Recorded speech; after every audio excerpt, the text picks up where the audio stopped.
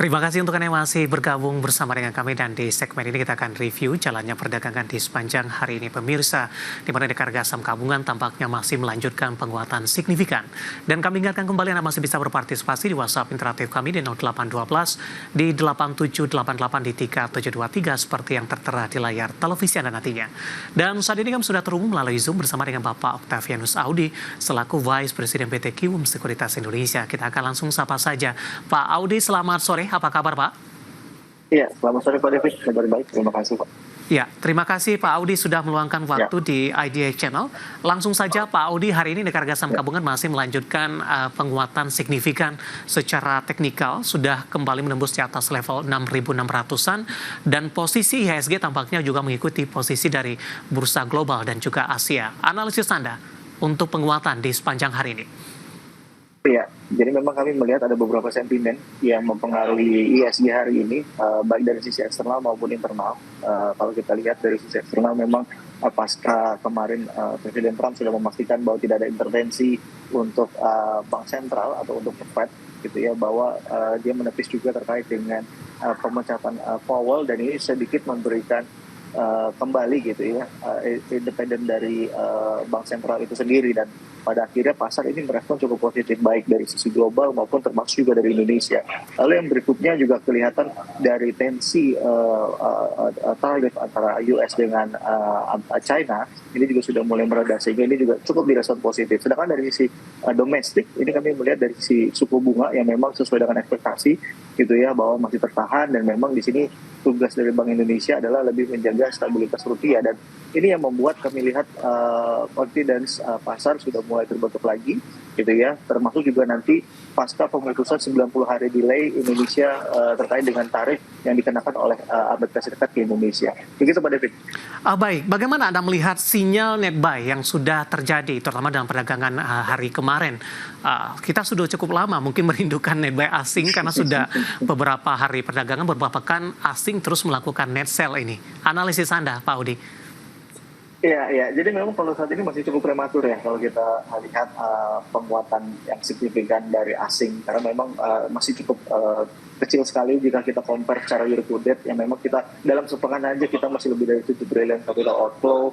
So inflow yang kemarin masuk masih ratusan miliar, dan memang kita melihat perlu dieskalasi lebih jauh bagaimana confidence dari asing terhadap pasar Indonesia. Tapi step by step ya, dari kecil ya, mudah-mudahan ini menjadi langkah yang inisiasi yang cukup positif. Tapi memang kami melihat juga salah satu sentimennya adalah memang kami melihat saham-saham blue chip ini kelihatannya juga akan merilis kinerja kuartal 1, dan memang ini akan cukup direspon oleh pasar, termasuk juga oleh asing.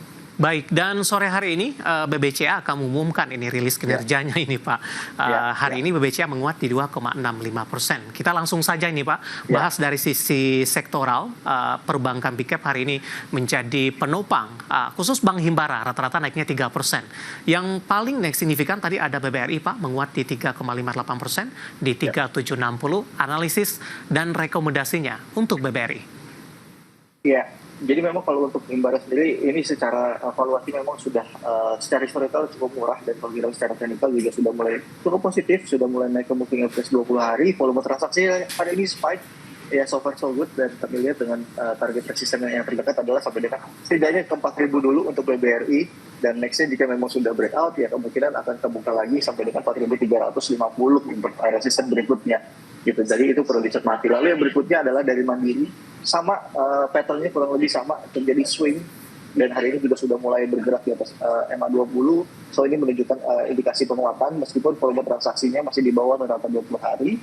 Kami melihat target untuk Bank Mandiri sampai dengan setidaknya 5.200 untuk jangka pendek, dan ini bisa dimanfaatkan untuk peluang yang jangka pendek terlebih dahulu. Dan ketika dia sudah sampai breakout, target berikutnya adalah 5.600 untuk Mandiri. Baik, bergeser ke BBNI Pak. Ya.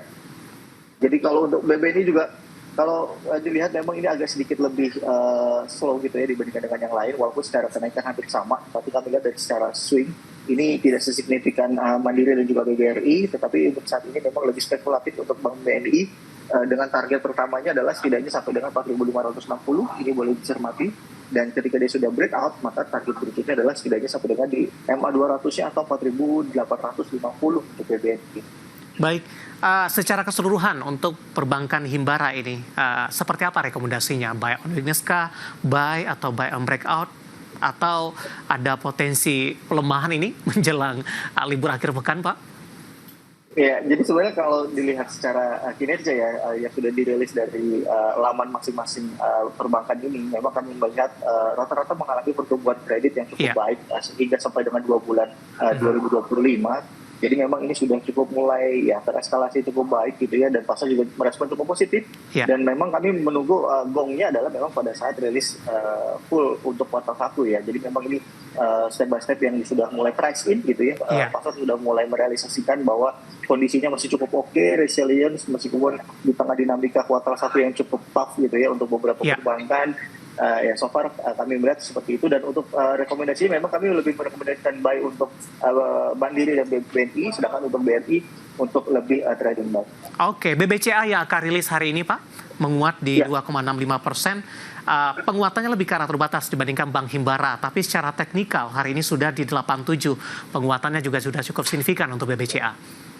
Ya, untuk BBCA masih menjadi top favorit karena memang kalau kita lihat dari saham bank swasta yang memiliki kondisi paling baik, kami lihat dari sisi 2 bulan terakhir ini adalah dari BBCA, dan secara teknikal sebenarnya patternnya jauh lebih baik dibandingkan BRI, BNI, Mandiri, karena memang secara jangka pendek dia sudah bullish patternnya, sudah di atas EMA 20, jadi memang yang lain cukup melek, sedangkan BCA ini lebih cepat gitu ya, dengan target resisten untuk saat ini adalah 9.100, boleh dicermati, dan untuk resisten berikutnya adalah 9.800, itu mungkin average 200-nya, jika memang sudah sampai maka akan menjadi titik balik atau bullish trend.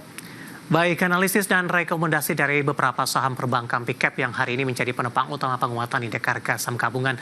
Dari keuangan kita bergeser ke barang baku, Pak. Hari ini sektor barang baku terdampak aksi profit taking. Harga emas pun jatuh dari intraday tertingginya di sepanjang sejarah.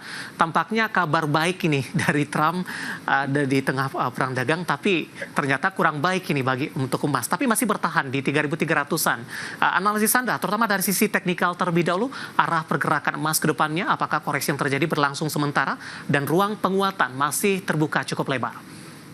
Ya, jadi memang kalau kita lihat emas ini sudah cukup price ini ya, dengan terkait dengan kepastian bahwa Trump tidak akan ikut campur atas intervensi dari Fed, dan memang ini membuat pasar juga lebih confidence, dan memang kalau yang berikutnya juga sentimen terkait dengan tensi yang sudah mulai menurun antara AS dengan Tiongkok, bahwa disampaikan juga bahwa akan ada pertemuan gitu ya dengan Tiongkok atau bahkan negosiasi lanjutan.